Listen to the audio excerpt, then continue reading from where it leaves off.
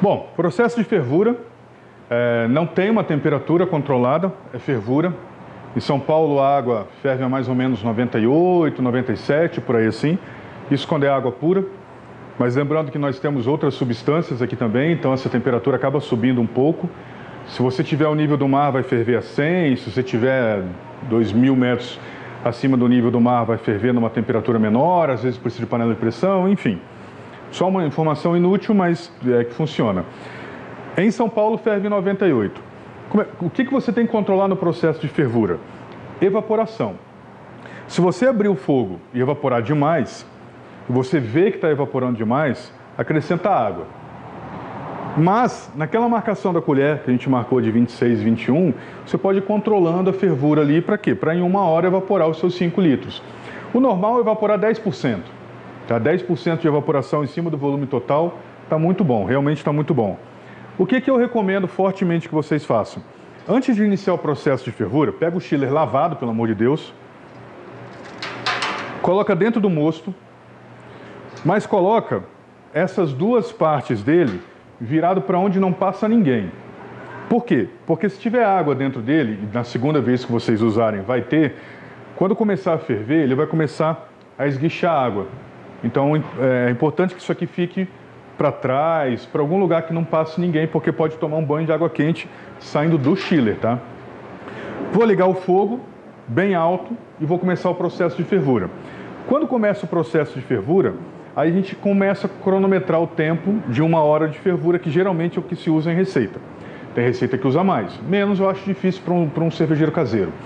E aí vem as adições de lúpulo, conforme a receita. Tá? Então vou ligar o fogo.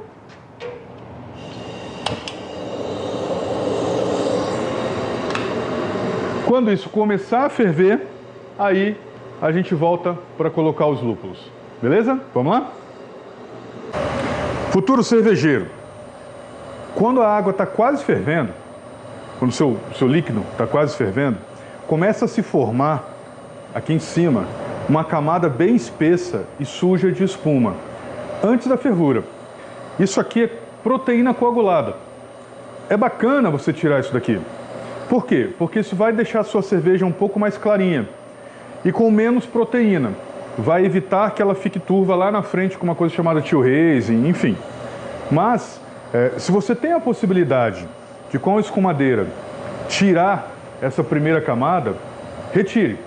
Retire, que vai fazer um bem danado para a sua cerveja. Então, como é que tira? Pega aqui, só a primeira fervura. Vocês vão observar que é uma espuma bem espessa e suja. Então, essa espuma é legal tirar. Tá bom? Então, antes, quando vai quase começar a ferver, retira essa espuma e já era. Deixa aí começar a ferver no processo normal. Bom, galera, começou a ferver.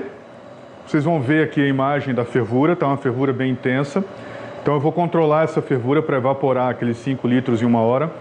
E pela minha receita, eu adiciono o primeiro lúpulo logo no início da fervura.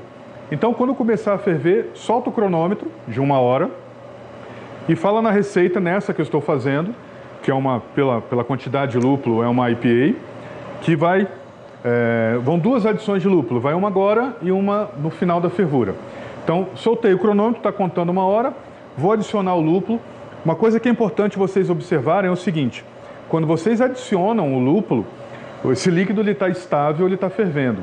Se vocês jogarem esse lúpulo muito rápido ali dentro, isso vai ferver igual uma chaleira, uma leiteira, né? Chaleira não ferve, que ferve a leiteira. Vai ferver igual uma leiteira, vai transbordar isso aqui e tudo mais. Tem 2 técnicas para isso não acontecer. A primeira é adicionando devagar com a colher. A segunda, se por um acaso você vê que vai transbordar, pega o seu borrifador com álcool 70 e borrifa aqui em cima. Na hora, isso aqui desaparece. Estabiliza e volta ao normal, tá? Então eu vou adicionar devagar, mexendo com a colher. Vocês vão ver que ainda assim vai subir uma fervura mais intensa. E se vocês não tomarem cuidado, isso transborda e suja seu ambiente inteiro, tá? O cronômetro está soltando, está correndo, 1 horinha de fervura. Vou adicionar o primeiro lúpulo.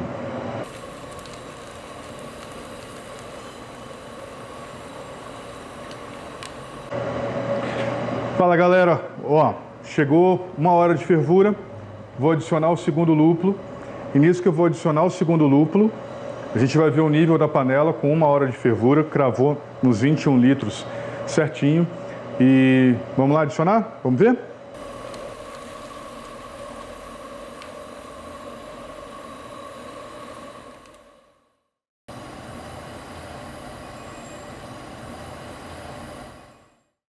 Bom, adicionei meu segundo lúpulo, já desliguei o fogo, que já deu 1 hora de fervura. O que a gente precisa fazer agora? A gente precisa fazer um processo que a gente chama de virpo. O que é o virpo? O virpo é fazer um redemoinho dentro do caldeirão, um redemoinho intenso, estável. Para quê? Para todos os sedimentos, todo polifenol, celulose, resto de lúpulo, tudo que eu não quero e não posso que passe para a cerveja, a gente viu isso lá na parte teórica do curso, para dentro do meu fermentador. Então, para fazer o virpo, uns fazem no sentido horário, outros fazem no sentido anti-horário. Eu faço no sentido anti-horário que eu prefiro.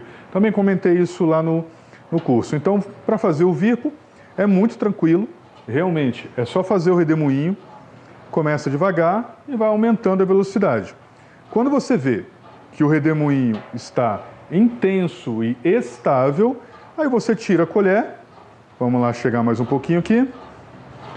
Aí você tira a colher e espera 20 minutos para esse trube decantar no centro do caldeirão. E aí lá daqui a 20 minutos a gente vai ver como é que fica esse trube no centro do caldeirão.